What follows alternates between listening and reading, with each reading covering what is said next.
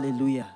Rero turagiye kuganira amajambo y'Imana dusoma hariya mu ceti cya mbere igitabo cya mbere cya Samueli. Igitabo cya mbere cya Samueli igice cya 5 kuva ku murongo wa mbere gushika ku murongo w'12.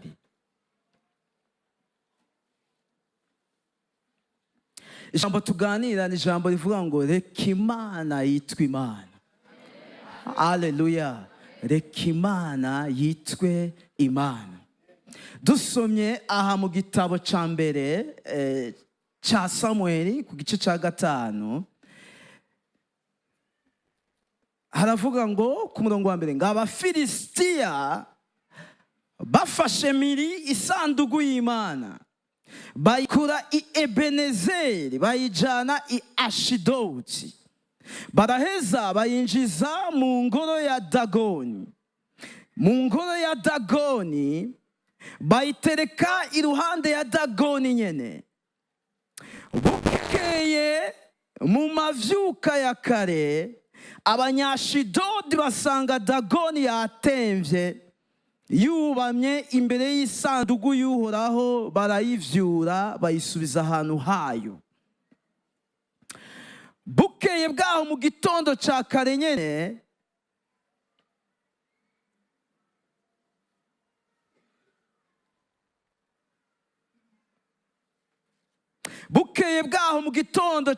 nyene basanga Dagoni yongeye gutemba ubugira kabiri yubamye imbere y'isanduku y'Uhoraho, kandi umutwe n'ibikonjo vyayo vyahimbaguritse vyayivuyeko bitembagarira mu rwinjijiro, hari hasigaye umutumba wayo gusa.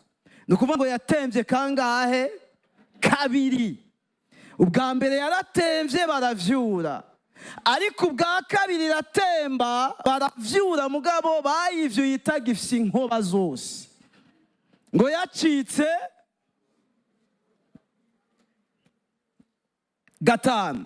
Ngo nico gituma abaherezi ba Dagoni n'uwinjira mu ngoro wese, n'uwinjira mu ngoro yayo wese birinda gukandagira mu rwinjiriro rw'ingoro ya Dagoni yo mu ba Ashidodi gushitsa n'ubu. Baramonye ko rutita aho Dagoni yaguye, baracahinda kuko yari Imana yabo bemera. 6. Maze ukuboko k'Uhoraho kugwanya Abanyashidodi n'abahakukira, arabageseza abateza ibihute. Abanyashidodi babonye bibaye bityo, baravuga bati isanduku y'Imana y'Abisirayeli nikagume muri twebwe, kuko ukuboko kwayo kutugwanya twe na Dagoni Imana yacu. Niko gutuma kubaganwa b'Abafilisitiya bose bakoraniraho aho Ashidodi, barabaza bati mbega isanduku y'Imana y'Abisirayeli tuyigenze dute? Twarikwegeye. Barabishura bati nibayijane i Gati, yikure i Ashidodi muyimurire i Gati, yikure i Bujumbura muyitware mu Kirundo. Barayimura bayitwara hehe? I Gati. Nuko 9 bamaze kuyishikanayo, ukuboko k'Uhoraho kugwanya ico gisagara i Gati, naho babona ibara. Kubaca ivutu iteza ibihute abo muri ico gisagara, abato n'abakuru bisesa ku mibiri yabo. 10. Nuko iyo sanduku y'Imana bayirungika i Ekuroni, baravuga ati reka ive muri nord ije muri sud, kumbure ko hari ahantu ntiri comfortable, irakeneye ahantu yo byagira neza. ariko icyo tubona aha gushika ku murongo wa 12 nuko aho yagiye hose byagumye ari ibyago gusa, kubera ikibihenze bakora ikizira. Rero icyo tubona mwano majambo nuko iki gice cya 5 kiri hagati y'igice cya 4 gushika ku gice c'7. Hose baguma bavuga iki kibazo cyari hagati y'Abafilisitiya n'ihanga rya Isirayeli, ingene mu ntambara zabo harimo ibibazo bikomeye, ariko ivyo bibazo bikaba byari ibibazo hamwe bishingiye ku kuntu Abisirayeli bari bafitaniye ikibazo n'Imana, ariko kandi bikinjiranamo n'ingene Abafilisitiya bakengereye Imana ya Isirayeli. Yesu ashimwe. Rero tubona uvuye aha 1 Samuel 5 ku murongo wa 1 n'uwa 2 ngo Abafilisitiya bafata isanduku y'Imana bayikura i Ebenezeri bayijana i Ashidodi, baraheza bayinjiza mu ngoro ya Dagoni bayitereka iruhande ya Dagoni nyene. Ikintu cya mbere mbona hano, ndabona ukuneshwa kw'Abisirayeli, ndabona gutsindwa kwabo, ndabona kunanirwa kwabo. Ariko kandi niki gituma bananirwa? Harimo ikibazo, kuko ugiye hariya kuva mu gice aha mu gitabo cya mbere cya Samuel uhereye mu gice cya 2 batangura batubwira ko ikibazo cyahera hehe. Ikibazo cyahera mu ngoro y'Imana. Kubera iki? Hari ku muherezi mukuru yitwa Eli. Eli yari afise n'abahungu 2 nabo nyene bari barinjijwe mu buherezi, abo bita Hofuni na Finehasi. Nukuvuga ngo rero ivyo mu ngoro y'Imana, ivyo ku gicaniro vyari vyarahumanijwe. Nukuvuga ngo abahungu ba Eli ntibari bakigenza ivy'amashikanwa no gushira ibimazi ku gicaniro uko vyashinzwe, kuko ngo bobo ivyo gushira ku gicaniro bobo baravyotsa bakirira n'imiryango yabo. Ku gicaniro bagashira ko ivy'Imana itagomba, kuko ibinure nivyo vyaja Hofuni na Finehasi nabo izinuzi bakavuga ati tia pembeni, ku gicaniro shiraho ibisanzwe. Si n'ivyo gusa, ijambo ry'Imana rivuga ko ngo basambanira mu ngoro y'Imana.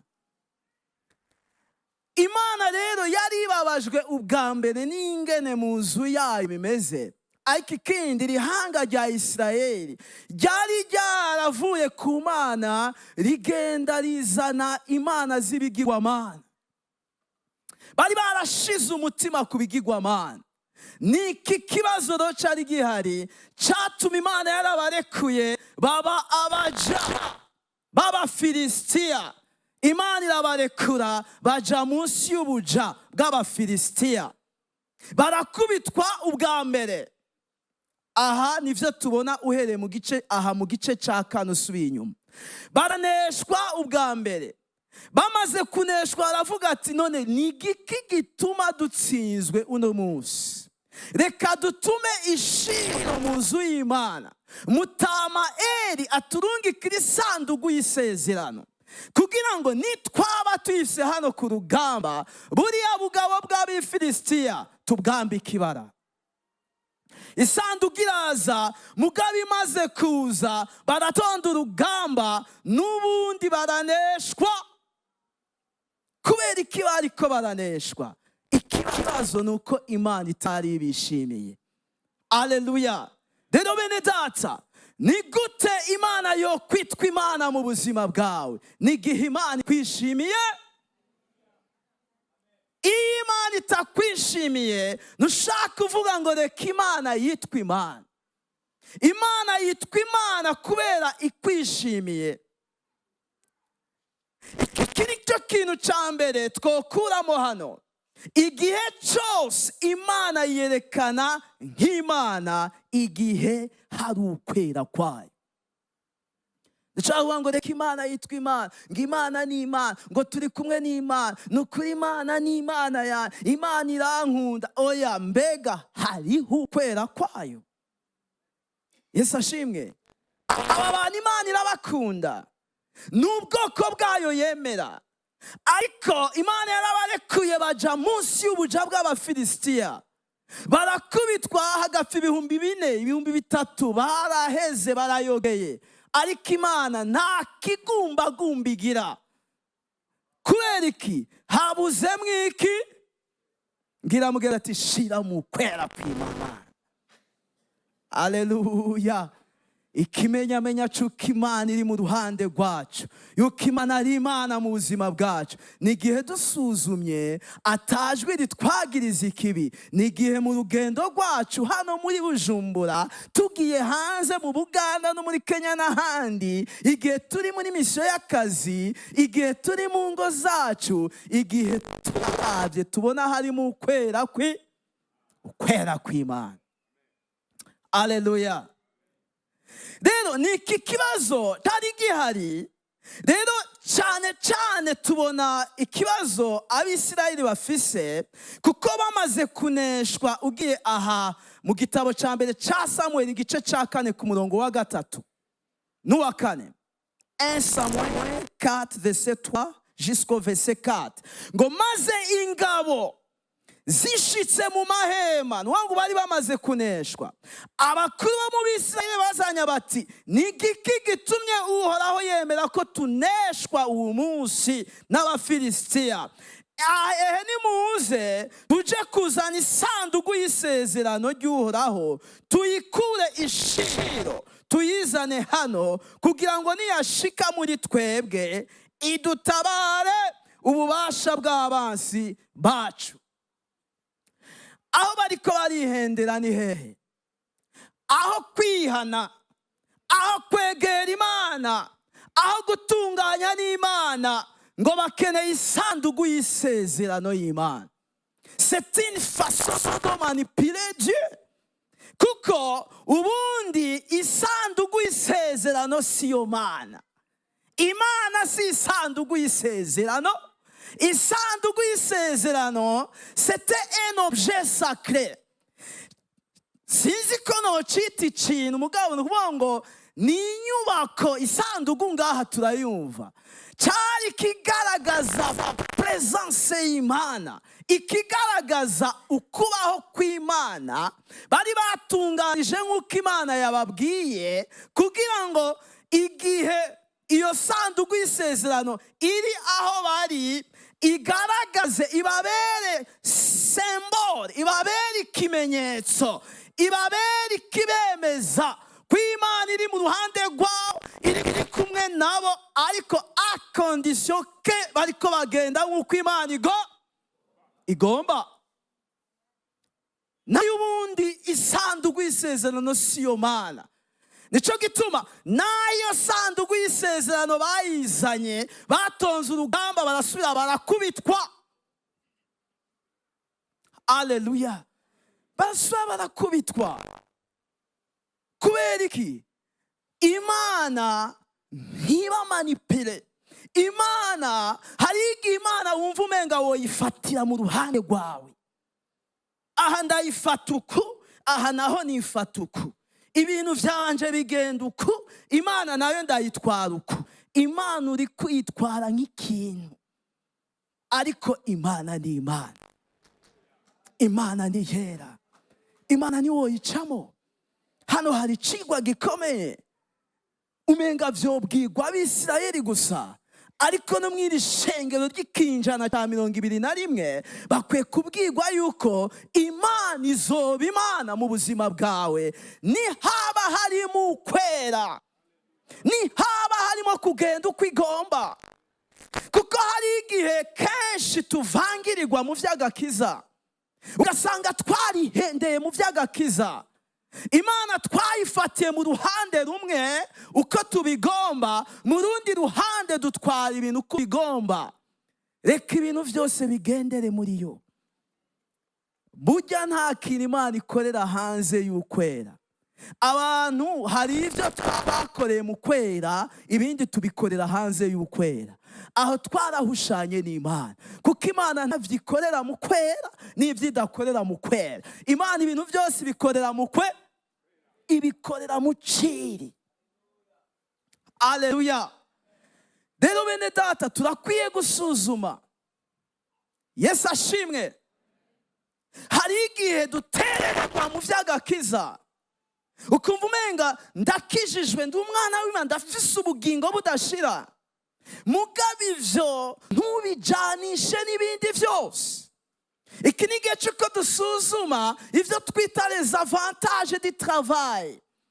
Hari ibintu bimwe bimwe twabonye ko ari inyungu z'akazi, ariko binyuranye n'ukwera kw'Imana.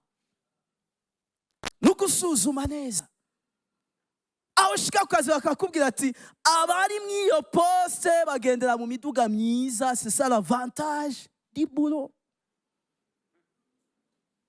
Nawe ugaca utarukirako ati abaciye aha nabo bariko baratera imbere, none jewe nije notera imbere. Mugabo wewe uri umukizwa, nta avantage du travail ufise igihe uhumanye. Yesu ashimwe. Il est temps yuko dusuzuma ingene mu ngo zacu tubayeho. Intege nke z'uwo mwubakanye zishobora kuguhushisha umugisha. Avuga ati none umugabo ameze gutya, jewe nogira gutya, katama amahera ikoti ndiha. Nimba ataguha, nufise uruhusha rwo kwiha. Ko abaza ati mbega atama nkiha, harimo icaha. Ko nkoze mu vya ibyiwe ni uyu urivye.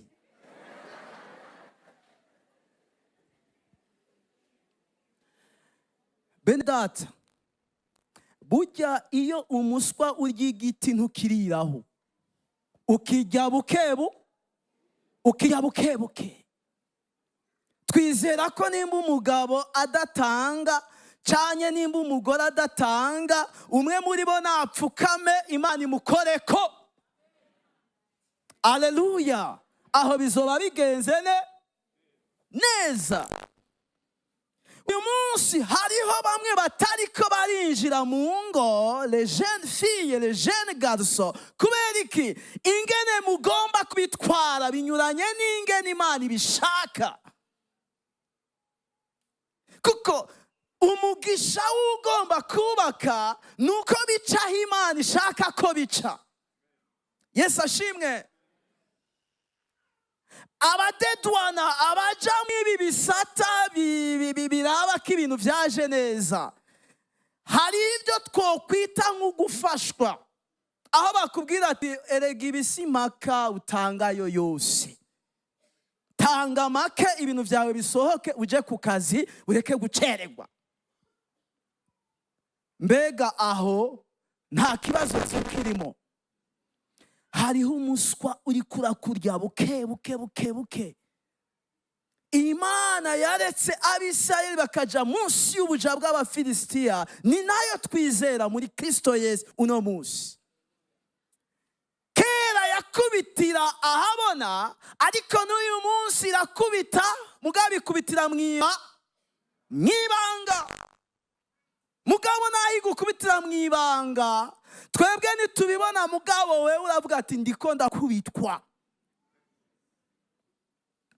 Kare yaragukubita bikamenyekana, ariko biragukubita ukavyumva, ariko kandi naho tutabibona naho tutavyumva, iyo ubandanije iragukubita n'abera bakabibona. Rero bene data, reka Imana yitwa Imana biciye mu kumenya ko Imana ikeneye ukwera. Aleluya. Imana ikeneye ukwera. Ingingo yo kuza isanduku y'isezerano muri bo naco yabamariye igihe babayeho uko bashaka, igihe banyuranije n'ivy'Imana igize gute, n'ivy'Imana igomba. nicyo gituma ntidukwiye kugomana mu vyiyumviro ko turi mu Mana, turi mu ishengero ry'Imana, dukorera Imana igihe muri twebwe hari ivyo twisigarije. Haleluya. Ntihagire ico wisigariza. Abisirayeli Imana iriko irabaraba, burya Imana ibona vyose bene data. Yesu ashimwe. Burya aha twebwe tuza twambaye twashajije, mugabo mu maso y'Imana twambaye ubusa. Hari igumo ngo Imana ngo jewe kweri yo ntayo. Imana ikuravye uri wazi. Imbere y'Imana ibintu vyose biri ni ntaco wambaye. N'abarundi bavyenga karembe karayisha Imana ntiwoyicamo. Ntiwotwara iby'Imana ngo ngaha nakoze akantu ngo kwa Mungu imbere y'Imana wambaye ubusa. Erega Imana yaremye Adamu na Eva batambaye, bari wazi, bari free. None vyasiguye iki? Byavuga ati ayitwe Mungu milele na milele. Bari free. Ibyo kwambara byazananye n'icyaha, babonye ko batambaye bamaze kugwa mu cyaha. Yesu ashimwe. Rero Abifilisitiya bagiye mu cyaha, mugabo basigara babona Imana nk'ikigwanisho gituma banesha. Hari igihe Imana iha atribi wishakiye, babona Imana nk'ikigwanisho gituma basigara bibona nk'akarere kadahangagwa kuko ari ubwoko ariko Imana nayo ati nakubonye nawunca. Reka Imana yitwe Imana. Ukeneye ko Imana yitwa Imana, hunga icyaha, hunga ibitari vyo. Aleluya. Hunga ibitari vyo. Uyu mwaka twiteze Imana ngo duhunge ibitari vyo, duhunge ibihumanya, duhunge ivyaha, duhunge amakosa, duhunge amanyanga. Nizera yuko nimba wemporta ibintu bigoye kudedwana wobiheba, hako wiyanduza. Yesu ashimwe. Niyumvira yuko nimba hari ivyo urimwo, hari igihe uba ahantu vy'ukuri ukabona ko ibintu bitameze neza. Mu bitameze neza umuntu w'Imana ntapfira, arahaba, Imana ikahamwiyerekera. Dusimbiye hariya mu gice c'indwi,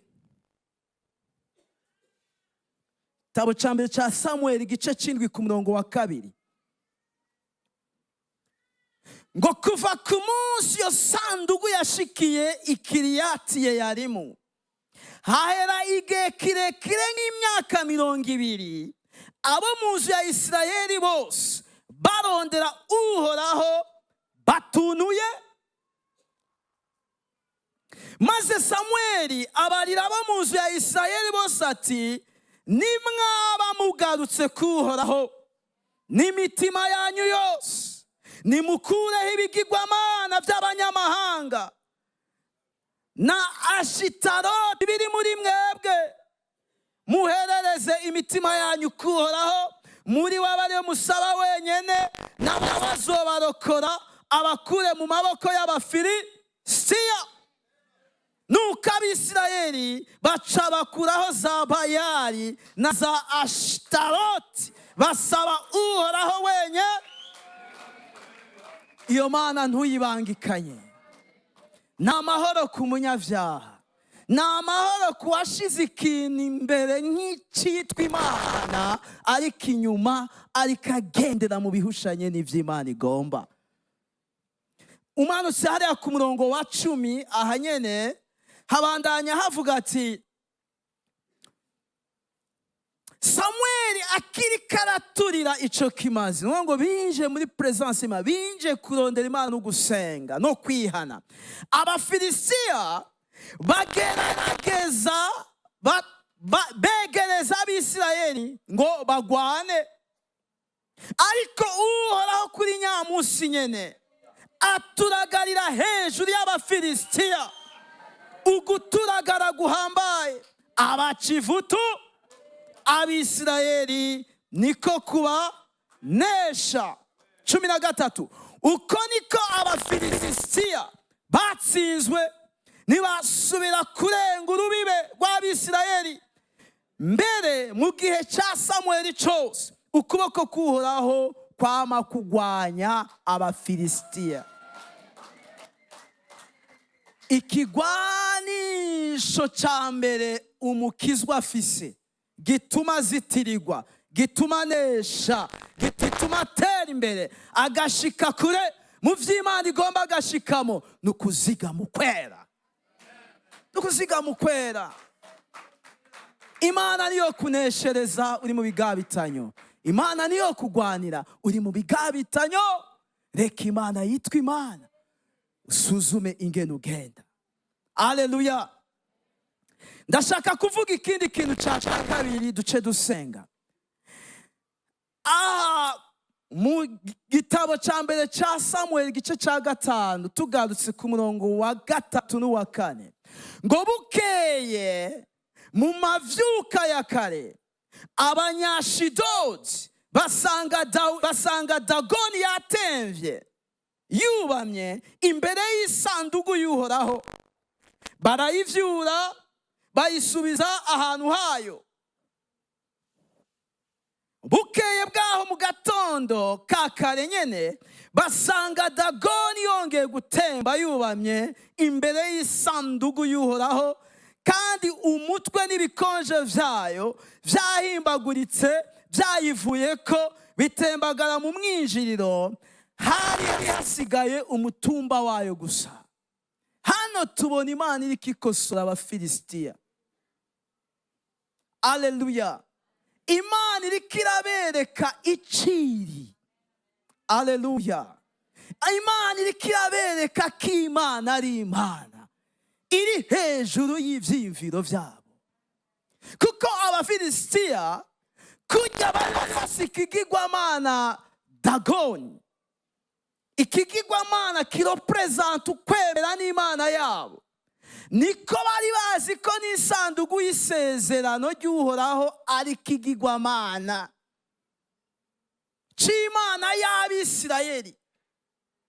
Ariko kandi bakaba bazi iti Imana y'Abisirayeli ni Imana iri hasi, twe nitwe dufise Imana. Ni Imana idashoboye gukiza ubwoko bwabo kuko tubakubise kangahe? Tubakubise kabiri. Rero bafise Imana iri hasi. Reka rero tubatware iki kimenyetso canye isanduku y'Imana yabo, tubafunge tubazirike, niko kantu kabaha ivyizigiro. Ariko turiko turanaraba barihenze, kuko aka kamana c'est un Dieu inférieur par rapport à le supérieur qui est Dagoni. Mugabo turabona Imana iriko irabakosora. Turabona Imana iriko irerekana ubukuru n'ububasha bwayo. Turabona Imana iriko irerekana ubudahangarwa bwayo. Yesu ashimwe. Rero ikintu cya kabiri mbona hano nuko kugira Imana yitwa Imana mu buzima bwawe ni kwemanga ico Imana iri. Ndabona hano Imana iriko irereka abafilisitiya iciri. Imana itangwe kwigaragariza hejuru y'isanduku y'isezerano, yigaragariza mu ciri nk'Imana. Kwemanga muri wewe ico Imana iri, ko ishoboye vyose kandi iri hejuru ya vyose, nivyo bituma yiyerekana nk'Imana mu buzima bwawe no mu vyawe vyose. Bene data, kugira Imana yiyerekane nk'Imana mu buzima bwawe, suzuma iciri mu buzima bwawe. Aleluya. Suzuma. Mbega Imana wizera mu mutima wawe ni Imana iyahe? Uyitiki, uyibona gute? Imana nishobora kwiyerekana nk'Imana igihe watakaje iciri mu buzima bwawe. Iciri ni uko ari Imana ishobora byose, nta kiyinanira. Ni Imana iri hejuru ya byo, ni Imana iri hejuru ya byose.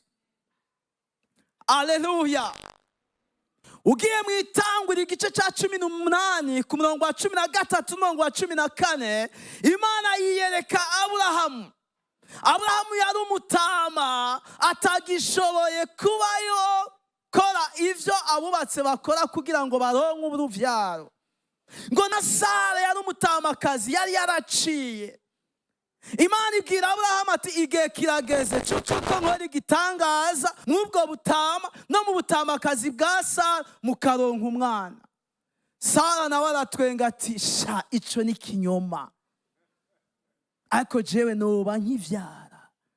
Ijambo ry'Imana ribwira Aburahamu ati Sara naha twenze, mbega twenze iki? Mbega hari kinanira Imana? Hari kinanira Imana? Imana yitwa Imana mu bizera kata kinanira Imana. Imana si ubupfindo, si kazino, si shire ndabe kozana. Bisaba kuba wemanga mu mutima. Yesu ashimwe. Ikibazo tugira nuko iyo turiko turaraba ibihe ingene bimeze, tugenda bukebuke dutakaza ico Imana iri mu buzima bwacu. Hari igurabi kukikuje, ugasanga nivyo vyakuzuye, ugasanga baratakaje kuzura Imana. Mbwira mugenza bati uko bisa kose uzura Imana. Uzura Imana. Hari igihe umwana wawe yononekara, ukageraho wumva umenga Imana ntishoboye.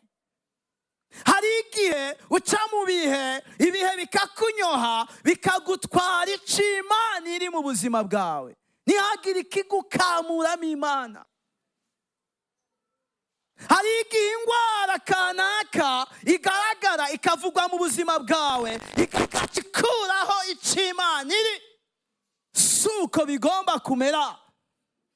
Ni gute Imana yo kwiyerekana? Ni igihe muri wewe wemanga iciri. Ni Imana ishoboye byose, kandi ni Imana iri hejuru ya byo.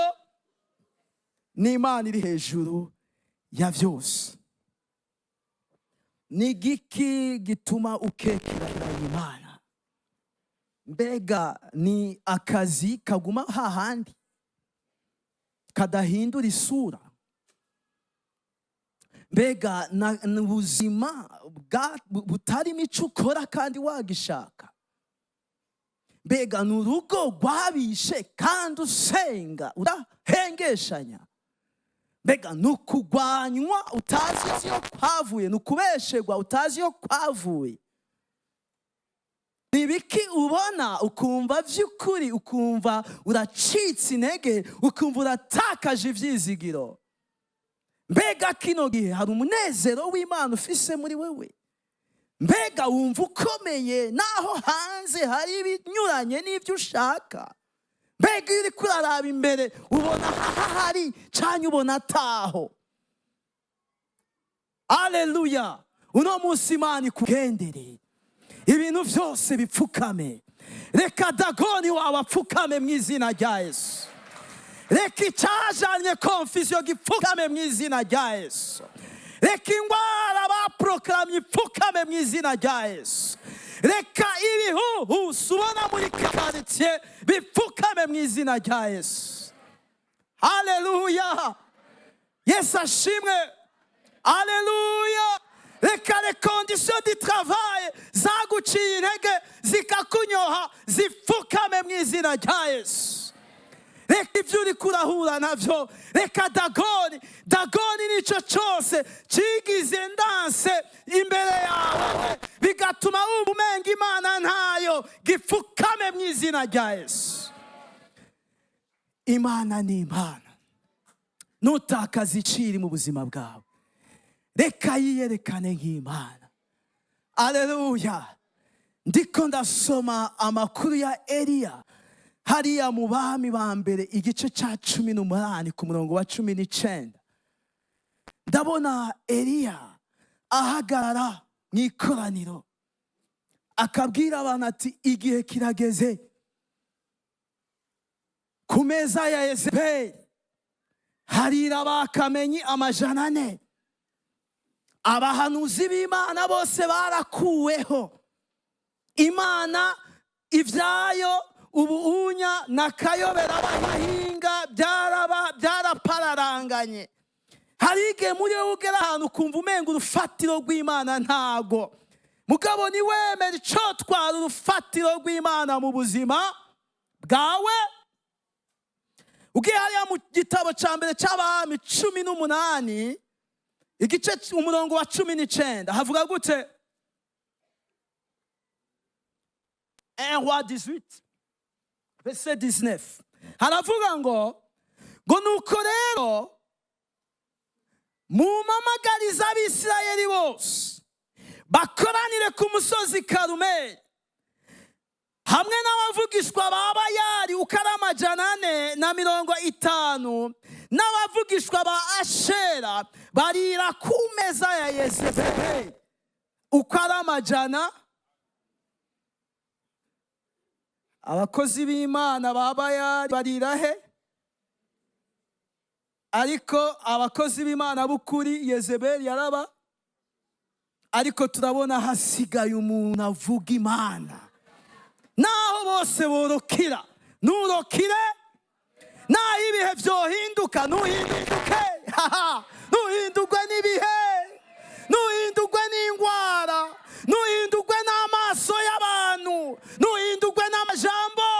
Ndabona hasigaye umugabo yitwa Eliya avuga ati koranya bakamenyi nanje ndi hano. Koranya bakamenyi. Ku murongo wa 20 maze Ahabu atuma guhamagaza abisirayeli bose hamwe n'abavugishwa abakoraniza ku musozi Karumeli. Nuko Eliya yegera abantu bose arabara ati muzogeza ryari kuba abanyamujirya nino? Asangwa uhoraho ari we Mana, nimumukurikire. Naho niyabaye Bayali, niyabadagoni, niyabaryangombe, mube ariyo mukurikira. Icambabaje aha arikabwira abisirayeli ng'abantu ntibamwishura ijambo na rimwe. Kubera iki? Kwavuga ati ivy'Imana ubu vyarabaye amayobe, byarafuditse. Ya Mana yo muri Egiputa, ya Mana yatanga inyama igatanga ikagabura ikiyaga gitukura, imwe yatujabutsa ikiyaga Yorodani yarakwamye. Ngo ntibamwishura n'ijambo na rimwe. Urufatiro rw'Imana rurashobora gutakara mu muntu kubera iki? Kubera hanze ingene bimeze. Ibi rero Imana nishobora kwitwa Imana mu buzima bwawe igihe muri wewe yaravye. Hari abantu bagendana n'Imana zaravye, Imana zatitutse, zakabiranye. Imana twizera ntigakabirane. Aleluya. 21 havuga gute? 22 maze ntibamwishura ikintu na kimwe. Usimbiye ku murongo wa 36 haravuga ngo maze igihe cyo gutanga ikimazi gitangwa ku mugoroba kigeze, uwo muvugishwa n'Imana Eliya yegera hafi aravuga ati ewe uhoraho Mana ya Aburahamu, Isaka na Isirayeli, umunsi bimenyekane ko ari wewe Mana. Mu Bisirayeli baratakaye bameze nk'imboregwa, bameze nk'abatakumenye, baracitse intege. Ibyawe ibyo wakoze byarazimye, ibyo bahuye navyo byarabakamuyemo imbaraga. ariko uyu munsi usubire ubishurire bimenyekana muri bo ko ari wewe Mana, bimenyekane mu Bisirayeli ko ari wewe Mana mu Bisirayeli. Nanje ko ndi umusavyi wawe kandi ko nkoze ibi vyose kubw'ijambo ryawe. Unyumvire se ewe Uhoraho, unyumvire kugira ngo aba bantu bamenye ko ari wewe Mana, ewe Uhoraho, kandi ko ari wewe ugarukana imitima yabo, ngo maze umuriro w'Uhoraho umuriro w'Uhoraho, umuriro w'Uhoraho umanuke mu buzima bwawe, umuriro w'Uhoraho umanuke mu rugo rwawe, umuriro w'Uhoraho umanuke mu bugingo bwawe. Ivy'abarozi bitongorwa uyu munsi mu izina rya Yesu. Ngo naca indagu zigira aba Yakobo, indagu zishe mu izina rya Yesu Kristo. Ivyabaye proclamé dans le monde des ténèbres, umuriro biturire mu izina rya Yesu. Iyo ngabire yawe yazimye ifuruke mu izina rya Yesu. Ivyizigiro vyawe bibereye anime mu izina rya Yesu. Umuriro w'Uhoraho uramanuka. Ivyo wakoze wagaragaje ko hari Imana. Aravuga ati abo bakamenyi basigaye barira ku meza ya Yezebeli begeranye ndabasange ku mwonga. Ico nikorera. Barabamumanukanira bose acaba ng'abantu bose bahindishwa agashitsi niyo Mana. Bene data, kugira Imana yitwa Imana nuko uravye ivyo uri kurabamo utigize imboregwa ukavuga ati ndabibona. Erega ikibazo nuko twikura mu ubwenge. Ugira ijambo kwikura mu ubwenge sindaryemera. Kanseri za kino gihe nuko n'abantu iki gihe abantu bagera bikura mu ubwenge. Ikibazo kije ukikura mu ubwenge cagiye cyane niho kiri. Reka kwikura mu ubwenge, hangara ikibazo. Eliya agera igihe ahangara ikibazo. Usomye n'igihe yasubira inyuma tubona Imana imubwira ati emze we wishe bakamenya amajana nukwiruka subirayo. Nitwikure mu ubwenge bene data. Raba ikibazo nk'umuntu ari riside uvuga ati ingwara ni ubugaragwa nu chômage ni amahera nayo, mugabo negereye Imana ishoboye byo. Imana ishoboye byose. Haleluya, haleluya. Dukomere Imana amashi menshi.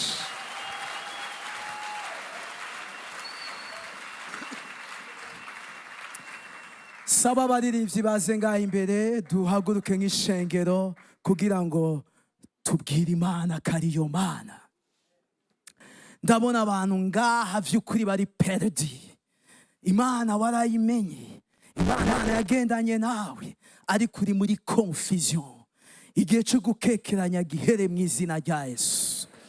Ndabona abantu batanguye neza ariko bageze mu biyanduza, mu bihumanya. Igihe cy'ibihumanya gihere mu izina rya Yesu. Reka Imana yerekane mu kwera kwa, reka Imana yerekane mu bukuru bwayo, yerekane nk'Imana. Ndabasabe tuvyaguruke shengero y'Imana. Reka kubaho kwawe kugaragare, uduze ibiganza vyawe, reka ubuzima umutima wawe.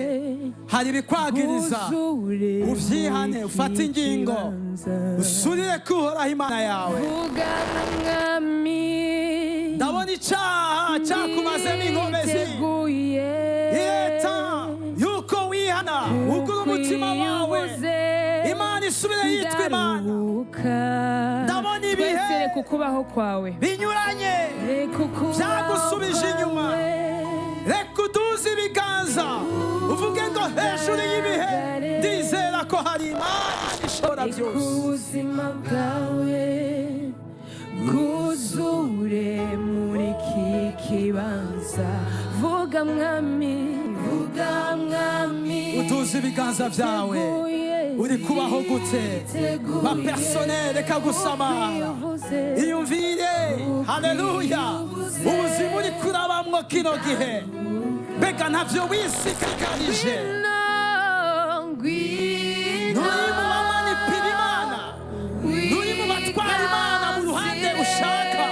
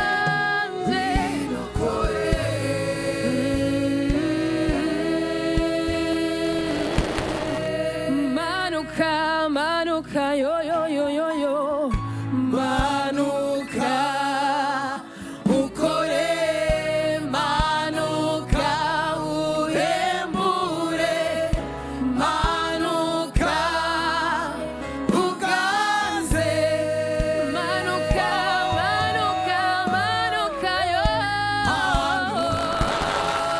ya baba ukore subire witwa Imana muri twebwe mwami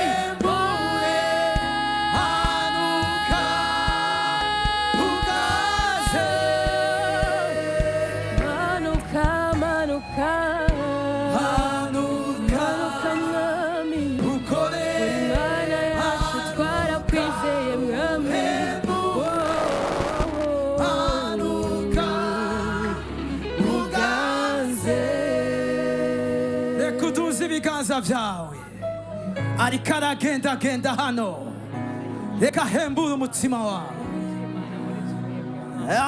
hari imitima yari igadutse yagaduwe n'ivyaha reka hembura umutima wawe hari imitima yari igaduwe n'ibihe reka hembura umutima wawe mureke reka kwishimikiza ibyiyumviro byawe ubwawe reka kwishimikiza iby'amaso akwereka reka kwishimikiza ibyo bavuze reka kuraba realite de la vie reka Imana ikuganirize reka Imana ivugire muri wewe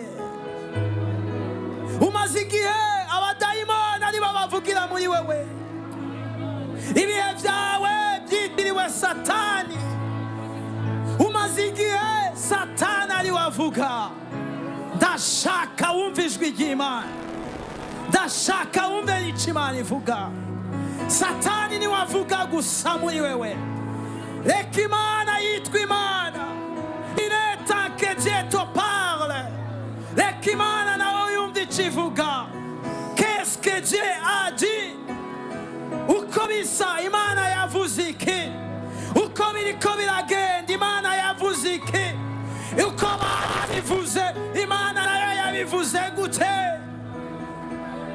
Mana hembura hembura hembura hembura ibyaha byaraciye intege abantu bawe reka ubushobozi bwawe ubushobozi bwo kwihana busangangure ubuzima bwishwe n'ibyaha ubuzima bwawe n'icyaha hari icyaha kimwe gisigaye si ibyaha byinshi hari icyaha kimwe cyononye ubuzima bwawe reka gisenyuke mu izina rya Yesu urakoze Mana ibihe ntibikakumaremo imbaraga Reka Imana yitwe Imana mu buzima bwawe.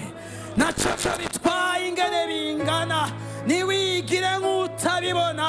Yesu aravuga ngo bwira uwo musozi, ntuwigire nk'utabibona. Raba uvuge ngo ndabibona, ariko urabe mu ijuru uvuge ngo gutabagwa kwanje kuzova mu ijuru, kuko hari Imana isumba byose.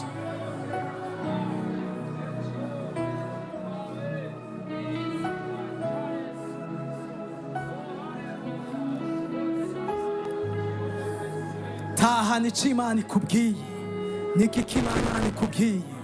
Tahana ijambo, tahana icyo Imana ivuga, tahana icyo Imana ivuga.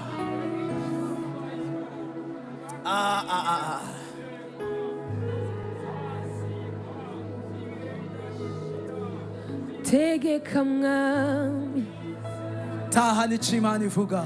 tegeka mwami, Oh Lord,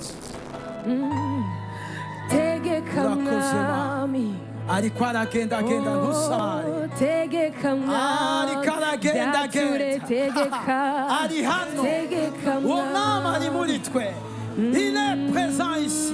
tegeka mwami, Ari hano ariko aragendagenda.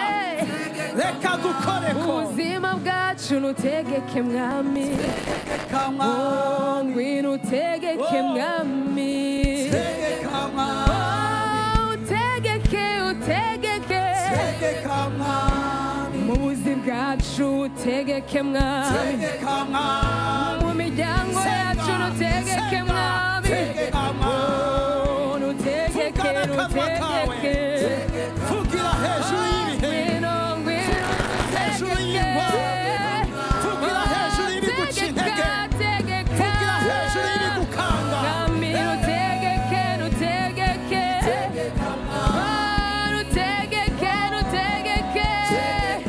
mu by'agaciro utegeke mwami, nutegeke turakugomba utegeke mwami Imana, tegeka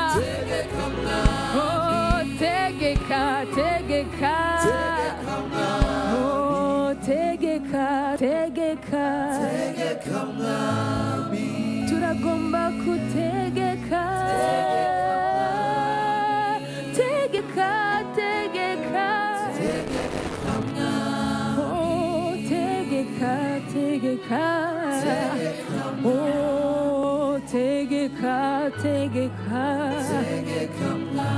mwami, nutegeke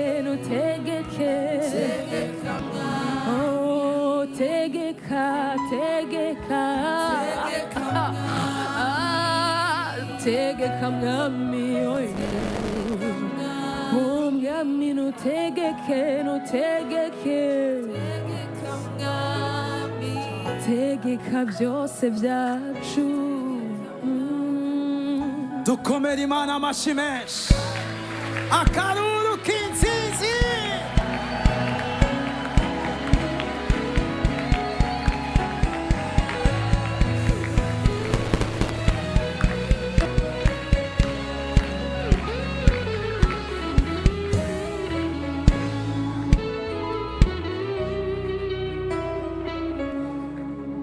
Haleluya. Imana ni nziza, ibihe byose Imana ni nziza. Tuyongera amashyi.